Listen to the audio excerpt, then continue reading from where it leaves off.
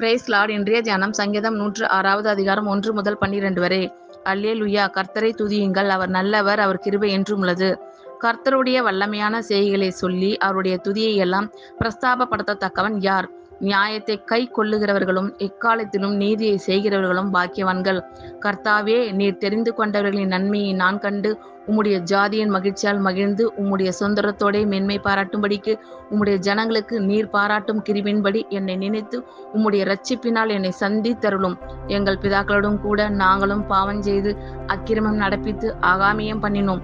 எங்கள் பிதாக்கள் எகிப்திலே உம்முடைய அதிசயங்களை உணராமலும் உம்முடைய கிருபைகளின் திரட்சியை நினையாமலும் போய் சிவந்த சமுத்திர ஓரத்திலே கலகம் பண்ணினார்கள். ஆனாலும் அவர் தமது வல்லமையை வெளிப்படுத்தும்படி தம்முடைய நாமத்தின் நிமித்தம் அவர்களை இரட்சித்தார். அவர் சிவந்த சமுத்திரத்தை அதட்டினார், அது வற்றி போயிற்று.